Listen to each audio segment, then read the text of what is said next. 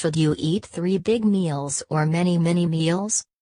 In the nutritional world, conventional wisdom suggests that the more often you eat, the more likely you are to burn off those calories and control hunger pangs. And so the notion of eating 6 or more mini meals each day, just enough to fuel your body and tide you over until your next bites, has often been recommended as a more waistline-friendly dieting approach than eating 3 larger meals. But science evolves, and the answer to whether you should eat many mini meals or 3 bigger meals is no longer a straightforward one. Years ago, we all believed that you needed to eat multiple times a day to keep your metabolism stoked. You had to keep feeding the fire and keep the furnace burning. But that theory goes back and forth, and newer research is showing that it really doesn't slow metabolism if you're not eating multiple times a day, said Martha McKittrick, a registered dietitian in New York City who has provided weight loss counseling for over 20 years. Small frequent meals versus fewer big meals. Many studies suggest that eating more frequently may offer benefits by decreasing hunger and food intake at subsequent meals. One study involving close to 2,700 women and men found that those who ate at least 6 times per day ate fewer calories, consumed healthier foods and had a lower body mass index than those who ate fewer than 4 times over a 24-hour period. Research has also shown that increased meal frequency has positive effects on cholesterol and insulin levels. But while eating small frequent meals can discourage large swings in blood sugar, decrease hunger and prevent impulsive snacking throughout the day, other studies suggest that eating more often may not be optimal. And despite the notion that eating more often means more opportunities to burn calories, thanks to the energy involved in digesting, absorbing and metabolizing food's nutrients, research suggests that doing so does not appear to significantly enhance metabolism or total calories burned.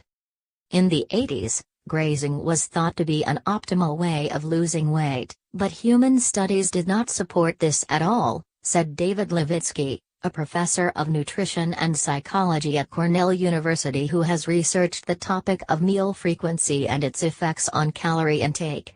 It was thought that if you ate more frequently, the amount of calories you retain would go down, and more calories would be burned. But controlled experiments in humans show that there is no metabolic advantage to eating 12 smaller meals versus eating 3 or 4 meals per day, with the same total number of calories. Other experts agree. Meal frequency does not affect metabolic rate and thus has no direct effect on weight loss, said Carla Wolper, a registered dietitian and nutrition consultant at the Columbia Doctors Executive Health Assessment Program who spent 25 years on the nutrition faculty at the New York Obesity Nutrition Research Center. In fact, some research suggests that eating even fewer than 3 meals may be best in terms of controlling calories. In one study, when individuals skipped breakfast, they consumed about 400 fewer calories for the entire day compared to when they ate breakfast. If you decrease the number of occasions to eat, your total calorie intake goes down, said Levitsky, who authored the study. People think if you skip breakfast, you will overeat later, and that doesn't happen. Your intake goes up, but not nearly as much as the amount that you skipped. So should you give up on a diet plan of 6 or more mini meals, spaced a few hours apart? Not necessarily. The optimal timing of eating may depend on various factors unique to each individual. Some folks are grazers by nature, so 6 small meals might be more in line with their natural inclinations. Other folks eat by the clock, at 7 a.m., 12 p.m. and 6 p.m., for example. The real issue regarding temptation at mealtime is planning. If people have a great food plan, they will probably do well, Wolper said. McKittrick agrees. Some are grazers, some are meal eaters. It's fine if they graze, but make sure calories are controlled so it's not an ongoing graze fest. The case for small, frequent meals. While some may enjoy sitting down to 3 meals each day, others may find that it's just too much food at once. Some people don't have huge appetites. If they have a 600-calorie sandwich, They may have half at noon and eat the other half at 3 p.m., McKittrick said. Eating large meals may also make them tired, so they're better off with small frequent feedings because it promotes more stable blood sugar and they get more energized. One's daily routine may not allow for the opportunity to take a big lunch break, and so a grazing style of eating is a better fit. For a new mom, eating 3 meals a day can be particularly challenging. Lots of mothers spend so much time with their kids that they can't sit down and have a full lunch, so eating more frequently better suits their lifestyle, McKittrick said. Health issues may also dictate which style of eating is best. For example, people who have diabetes or hypoglycemia, low blood sugar, can feel shaky, tired and weak if they go too long without eating, so 6 small meals may be best. Those who have other health conditions including gastroparesis, irritable bowel syndrome and acid reflux may feel better by eating small meals spaced 3 or 4 hours apart. The same may be true for seniors. A lot of seniors can only have a piece of toast and an egg, and then they get full. As you get older, you just don't have as much of an appetite, and you feel full more quickly, McKittrick said. The case for 3 bigger meals.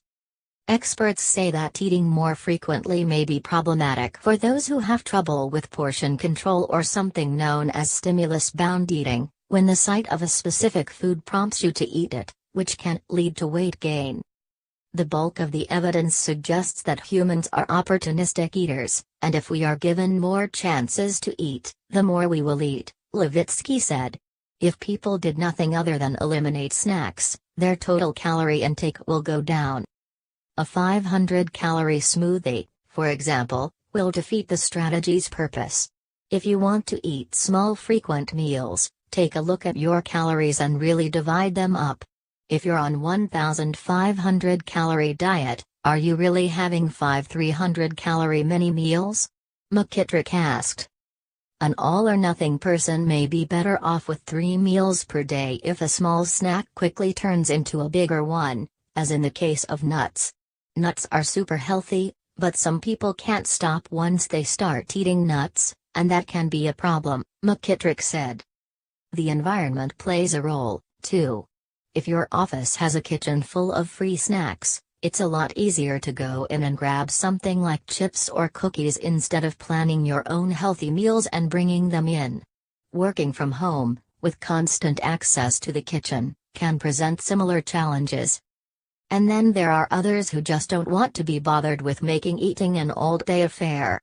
Some just want to eat and get it done with, so they don't do well with small snacks. They're really busy, and they just don't have the time to deal with it, and so those people may be better off with 3 meals per day.